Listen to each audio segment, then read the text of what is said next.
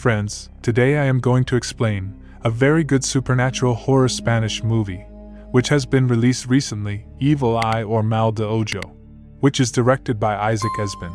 Baka Ritual, witchcraft is inside the movie. There are many such interesting facts that will force you to like this story. A story is narrated to us at the beginning of the movie. A long time ago, in a faraway and mysterious land, there lived 3 sisters. They were triplets, so they drew everybody's attention every time they accompanied their mother to the village. One day a witch caught sight of them and stole the ribbon of one of them. When they are sleeping at night, one of the sisters wakes up. She sees her sister suffering, and near her feet, an unskinned witch is sitting who is sucking her blood. The scene shifts to the present. Then we see a family consisting of Rebecca, her husband Guillermo, 13-year-old daughter Nala and her younger daughter Luna. Luna is under a mysterious disease that cannot be cured, and she keeps on having seizures. Due to this, there is a danger of her death anytime. Doctors don't have any cure for this disease. She is given an injection which is applied to Luna's body through a device. It can stable the disease for a while, but her organs begins to fail. Rebecca is very worried about her baby girl and she wants to fix it somehow. So she persuades her husband to go to her hometown, where there is a way to fix Luna. On Rebecca's insistence, he agrees. Here we see the relationship between Nala and Rebecca is not very good. There is a lot of difference between them as Nala feels that her parents do everything for Luna, although she does not hate her sister. But at her age, there are many changes going on in children, and they remain irritable. And here comes a feeling of jealousy. They are leaving for Rebecca's hometown. It is known from her neighbor that some strange sickness is spreading there, and one by one the children are getting sick. They reach Rebecca's hometown and the people here are very strange. They don't keep any contact with the outside world. Their mannerisms are quite different. Then they meet Rebecca's mother Josefa, who is very old. She welcomes them into the house. The house is big and luxurious, but here the contact with the outside world is cut off, because there is no signal here. If we talk about Josefa, then she is a slightly different type of lady. She tells Guillermo to take her name by refusing to say mother or anything else. Rebecca also calls her by name. If she is her mother, then taking her name is a bit weird. Both sisters explore the garden of the house. When they come back home, Nala overhears Rebecca and Josefa talking to each other. Josefa asks, "Aren't you afraid about what could happen?" She says, "I am afraid, but I'll do everything I have to do for my daughter. That's why she has come here." She sees Nala peeping and they stop talking. Josefa's house worker Pedro's girlfriend Abigail works in the kitchen. She tells her to give fruits to the girls and keep them with her. She talks to everyone at the dinner table. Does she ask Guillermo did he assent to coming here with the purpose of this trip? But Rebecca stops her, because Guillermo doesn't know the actual purpose.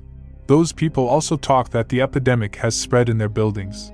Hearing this, Josefa becomes suspicious. There is a point to be noticed that Luna and Nala were safe in that epidemic. Everyone goes to sleep and Abigail comes to the girls' room with a dress. She says that Josefa has sent for Nala, but she doesn't like that dress. Abigail hangs it there and tells her to wear it later. Luna asks her what children do for fun around here. On this, she says when she was a kid her favorite pastime was listening to stories. Luna wants to hear it. Abigail warns her it's a scary story, don't be frightened. Then she narrates the story of the legends of the triplets. A long time ago, there lived 3 sisters. While they slept at night, a witch started to pay them visits, and used to suck the blood of a sister. Witches suck children's blood in order to steal their youth, to keep themselves young forever. Year after year, the witch sucked her blood every night, until the girl got sick and had a lot of health issues. Now the remaining 2 sisters started worrying about her. So she started keeping scissors under her sister's mattress to keep the witch away, because it's thought that scissors repel witches. But by now it was too late, and she had already drunk a lot of her sister's blood. Now her 2 sisters started worrying about their sister. To save her, they go to the sorceress who came from the Caribbean living. One of sisters was scared, so she was hesitating. But the other sister was determined, so she persuades her sister. The sorceress proposed a deal. She would teach them how to make a baka and it could then save their sister's life, but in exchange for riches, for which she agrees. Now she tells them how to make baka and they start making it on full moon night. in which ostrich's egg is buried in the ground. Different animals and baby blood is put on it. And after 6 days of witchcraft, something is born. It can be anything: cat, dog, baby, chicken, or any other creature. It comes from the darkest corner of the Caribbean, which can fulfill any of our wishes. But in exchange, he also asks for something in return. There is a price for their wish, which Baka gets claimed. Now, after all this, the health of her sister got better, although she never recovered completely. And as promised, both of them gave riches and a baby to that sorceress in return. Now the sorceress seduced them to keep the girls her servant forever, promising to teach them the secret of dark magic. But one sister, who was hesitant from the beginning, decided that she would stay away from all these things and witchcraft. But the brave one learns magic from the sorceress. One day while cleaning, she finds her sick sister's ribbon, and she discovers that the sorceress was the very witch that made their sister sick. And because of that, she became young too. She gets very angry with her and decides to take revenge.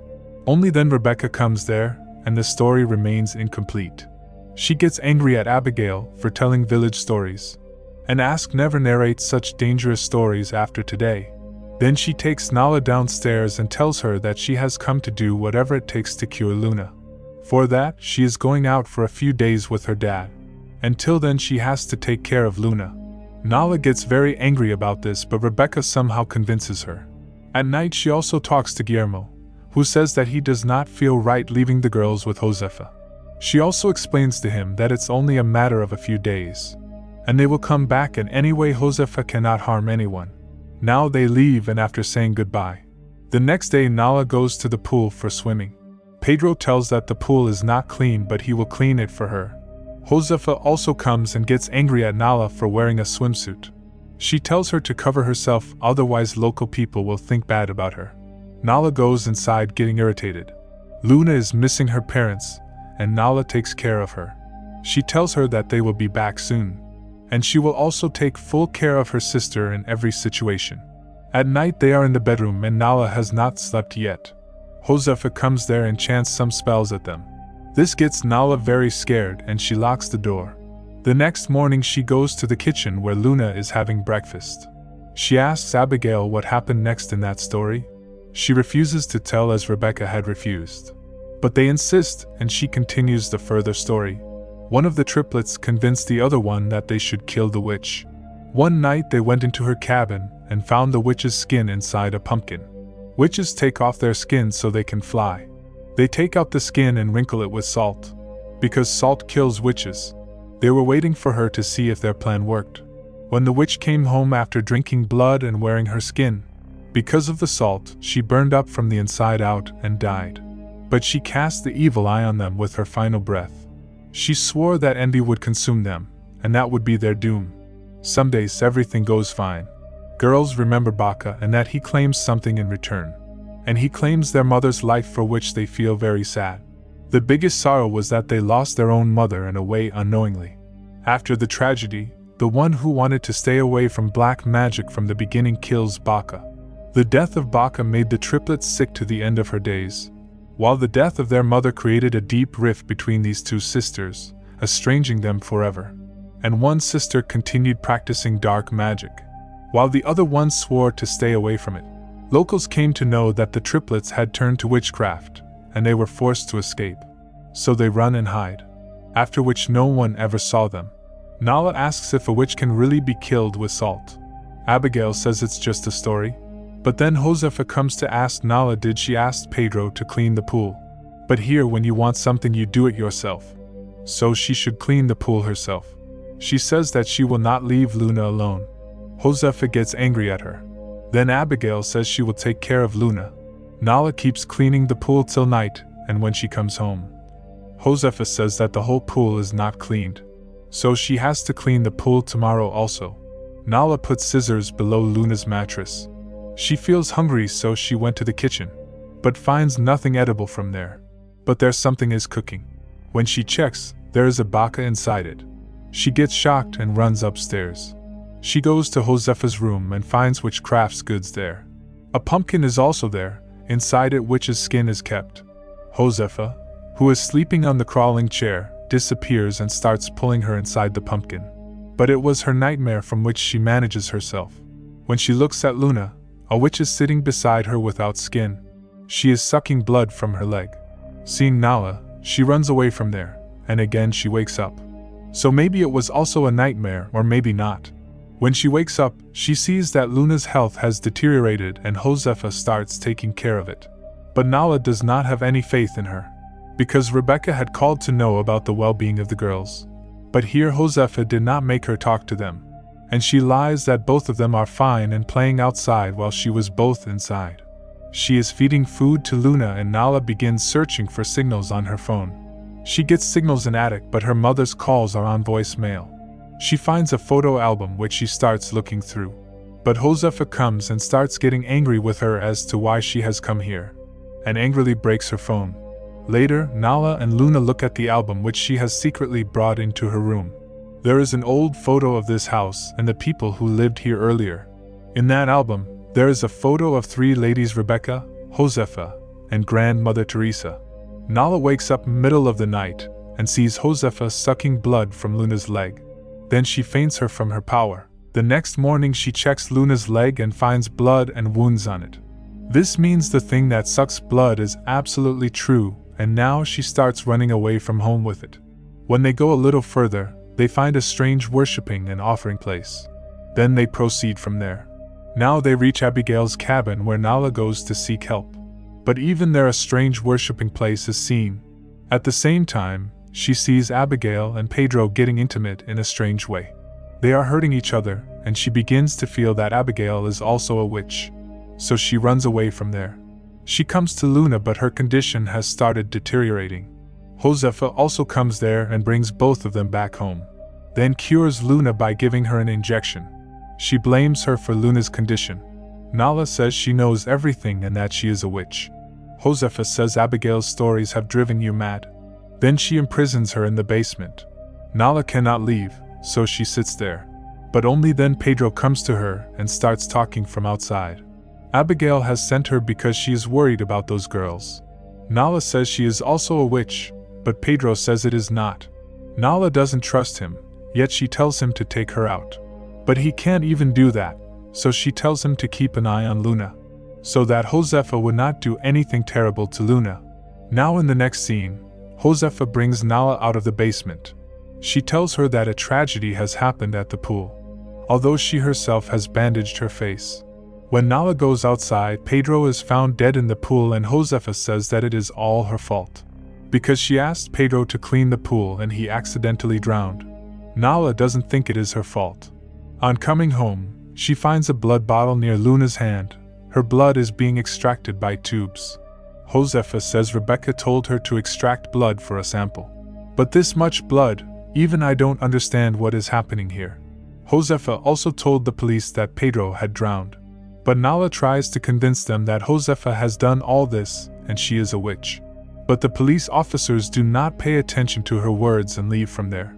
She imprisons Nala in the basement again, but she comes out after some time by breaking the lock. Then at night she runs away from home with Luna. Now when they reach inside the woods, they see that a ceremony is going on there. Pedro's body has been raised by the people of his community.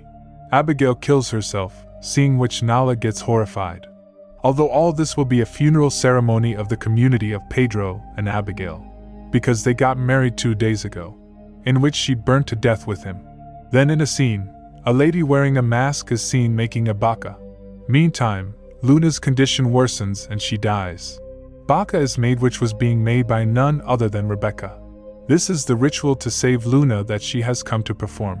Luna's life also comes back when Baka wakes up. Nala picks up Luna and leaves from there, but due to exhaustion, she faints on the side of the road.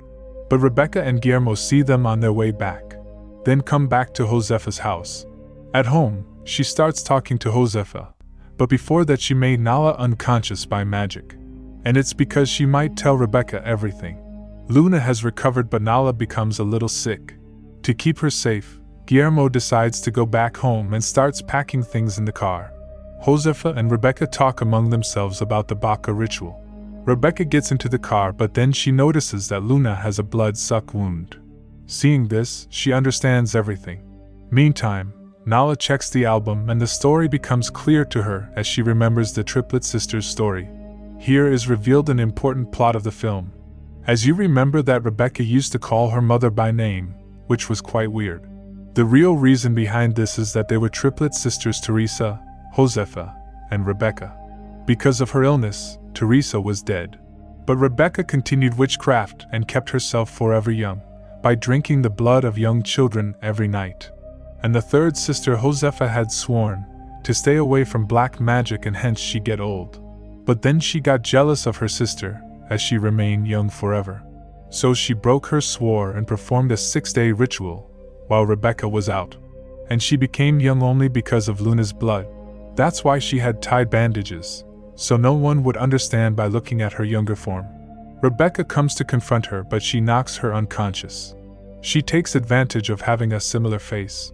She exchanges the clothes with Rebecca's and came out. Now Nala knows everything that her mother is a witch. And what did Josefa try to do with her sister? But she didn't know that they interchanged. She stabs her mother mistaking her for Josefa and burns her by pouring salt on her. Outside, locked in the box, Becca starts to stir because that is the claim on Luna's behalf. This means he had claimed Rebecca only and got her killed by her daughter. Josefa is overjoyed that she is now going to lead a new and better life, and they all return home. Luna has recovered and the machine on her is also removed.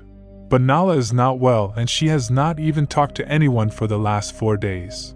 Guillermo is worried for her, so the doctor tells him to consult a psychiatrist. But Josefa stops him, saying that she will be fine on her own. Here everyone is considering her as Rebecca. One night Nala's menses start. On going to the washroom, she hears some noise.